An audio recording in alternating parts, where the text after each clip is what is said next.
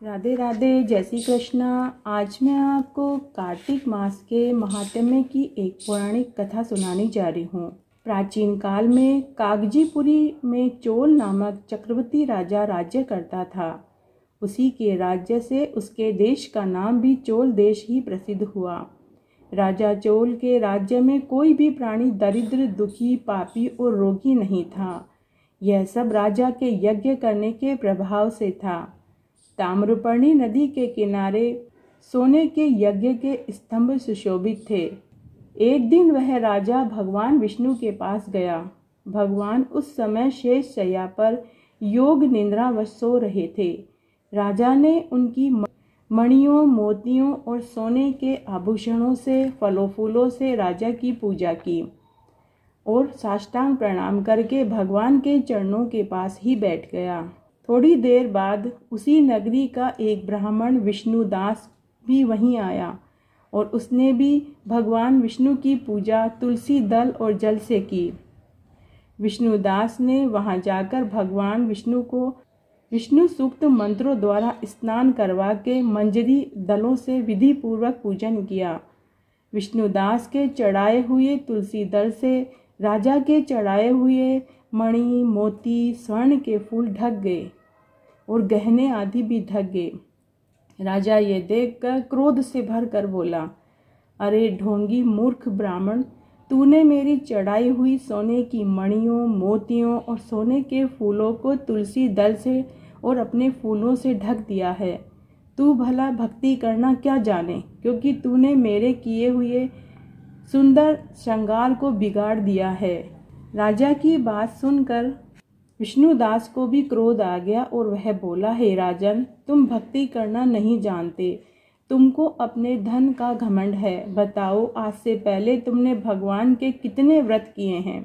ब्राह्मण के ऐसे वचन सुनकर राजा ने घमंड में हंसकर कहा, हे विप्र, भगवान की भक्ति के अभिमान से यदि तू ऐसी बात कर रहा है तो मैं तुझसे पूछता हूँ, तेरे जैसे भिख मंगे ब्राह्मण में भगवान की भक्ति ही कितनी है?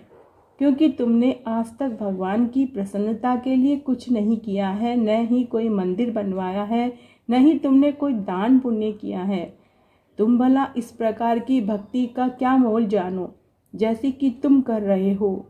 क्या गर्व कर रहे हो? यहाँ जितने भी ब्राह्मण बैठे हैं, मेरी बात को ध्यान पूर्वक सुनो और देखो कि मैं भगवान विष्णु के दर्शन मुझे होते हैं या इस ब्राह्मण को होते हैं।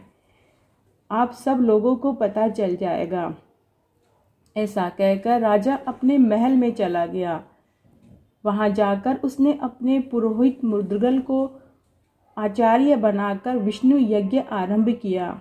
उसने उस यज्ञ में अनेक ऋषि और महर्षियों को बुलाया और बहुत सा अनाज, नकदी और दक्षिणा दी। दूसरी तरफ विष्णुदास भी अपने मंदिर में रहकर भगवान की प्रसन्नता के लिए व्रत करने लगा। उसने माघ तथा कार्तिक मास के व्रत किए, तुलसी के वन और एकादशी को भगवान विष्णु के 12 अक्षर मंत्र का जाप किया। वह भगवान की प्रसन्नता के लिए भजन और नृत्य करने लगा। नित्य प्रति व्रत करता था, भूमि पर सोता था। भगवान को प्रसन्न करने के लिए माघ और कार्तिक के व्रत किए, पूरे नियमों का पालन किया। पूरी श्रद्धा के साथ वह व्रत कर रहा था और उद्यापन भी किया। और इस प्रकार राजा चोल और विष्णुदास अपनी अपनी आराधना में लगे हुए थे। राजा ने ब्राह्मण को चुनौती दी थी कि देखते हैं कि भगवान विष्णु पहले किसे दर्शन देते हैं। इस तरह कई दिन व्यतीत हो गए। विष्णुदास एक दिन भोजन तैयार करके भक्ति में लीन था तो कोई उसका भोजन चुरा कर ले गया। सायंकाल की आराधना के बाद जब वह भोजन करने बैठा तो उसे अपना भोजन दिखाई नहीं दिया, तो उसने दोबारा भोजन नहीं बनाया। इस तरह लगातार 7 दिन तक कोई रोज उसका भोजन चुरा रहा था। ब्राह्मण हैरान परेशान सोचने लगा कि यह तो बड़ी विचित्र घटना है, न जाने कौन हर रोज मेरे भोजन को चुरा कर ले जाता है। फिर भी इस देव स्थान को मैं छोड़ूंगा नहीं। अगर मैं भोजन बनाकर खा लेता हूँ तो देर हो जाएगी और पूजा छूट जाएगी। अतः वह दोबारा भोजन बनाता नहीं था। बिना भगवान को भोग लगाने के वैष्णवों को भोजन नहीं करना चाहिए। इस तरह 7 दिन बिना भोजन के ही बीत गए। तो वह मन ही मन सोचने लगा कि 7 दिन बिना भोजन के बीत गए तो एक दिन और सही, आज मैं भली भांति भोजन की रक्षा करूंगा और देखूंगा कि हर रोज इसे कौन चुरा कर ले जाता है। ऐसा सोचकर विष्णुदास भोजन तैयार करके भोजन के पास ही छिपकर बैठ गया। थोड़ी देर के बाद उसने देखा कि वहाँ एक चांडाल आया जिसका शरीर बहुत दुर्बल था। उसके शरीर पर केवल चमड़ी दिखाई दे रही थी। जब वह चांडाल भोजन चुरा कर जा रहा था तो विष्णुदास ने उसे पुकारा, हे भाई, यह रूखा भोजन ले जाकर क्या करोगे? घी तो लेते जाओ। ऐसा कहकर वह श्रेष्ठ ब्राह्मण आगे की ओर बढ़ा। विष्णुदास को अपनी ओर आता देखकर वह चांडाल तेजी से दौड़ने लगा। वह ब्राह्मण से डर रहा था, लेकिन दुर्बलता के कारण दौड़ न सका और भूमि पर गिर पड़ा और मूर्छित हो गया।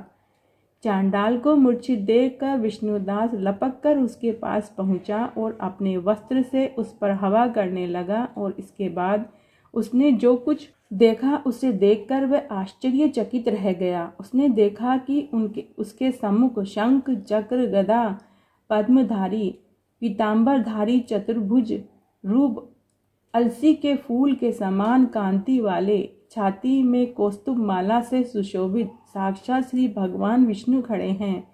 भगवान का दर्शन करके सात्विक भाव से मुक्त व श्रेष्ठ ब्राह्मण उनकी स्तुति तथा प्रणाम कुछ न कर सका। वहीं पर सब इंद्र आदि देवता भी उपस्थित हो गए और गंधर्व आदि अप्सराएं आकर गीत करने लगी और नृत्य करने लगी। ब्राह्मण उन्हें प्रणाम करने के लिए उतावला हुआ, त्यों ही वहां संपूर्ण देव, गंधर्व, अप्सराएं आ गई। विष्णु भगवान ने अपना स्वरूप ब्राह्मण को प्रकट कर उसका आलिंगन किया और दिव्य विमान में बैठाकर उसे बैकुंठ में ले गए। दिव्य विमान में ब्राह्मण को विष्णु के साथ जाते हुए चोल राजा ने भी देखा। उसने अपने गुरु आचार्य मृदगल को कहा कि मैंने जो यज्ञ किए वे सब व्यर्थ हो गए। जितनी मैंने दान दक्षिणा ब्राह्मणों को दी वह असफल हो गई। विष्णु भगवान के मुझे दर्शन नहीं हुए और उस विष्णुदास ब्राह्मण को दर्शन हो गए। विष्णुदास ब्राह्मण ने केवल श्रद्धा से भक्ति की थी। उसके प्रभाव से विष्णुदास ब्राह्मण को भगवान ने आकर उसको दर्शन दिए, न केवल उसे अपने साथ विष्णु लोक में भी ले गए। मुझे भगवान के दर्शन के लिए राजकाज त्याग कर भक्ति करनी चाहिए थी। राजा के कोई पुत्र न होने के कारण उसने अपने भांजे को राजगद्दी का अधिकारी बना दिया और स्वयं विष्णु भगवान की भक्ति करने लगा। बहुत काल तक भक्ति करने के बाद भी विष्णु जी ने उन्हें दर्शन नहीं दिए तो वह अग्नि कुंड में कूद पड़ा। अग्नि में प्रकट होकर विष्णु भगवान ने राजा को गोदी में उठा लिया और कहा कि मैं तेरे त्याग और भक्ति से बहुत प्रसन्न हूँ, और आलिंगन करके उसको दिव्य विमान में बैठाकर बैकुंठ में ले गए। विष्णु जी ने अपने समान रूप वाले ब्राह्मण को पुण्यशील और राजा चोल को सुशील नाम देकर दोनों को अपना द्वारपाल बना लिया। तो आज मैंने आपको कार्तिक मास के महात्म्य में जो पौराणिक कथा है वो सुनाई है। अगर आपको ये पसंद आए तो ज़्यादा से ज़्यादा शेयर करके पुण्य कमाएं। धन्यवाद।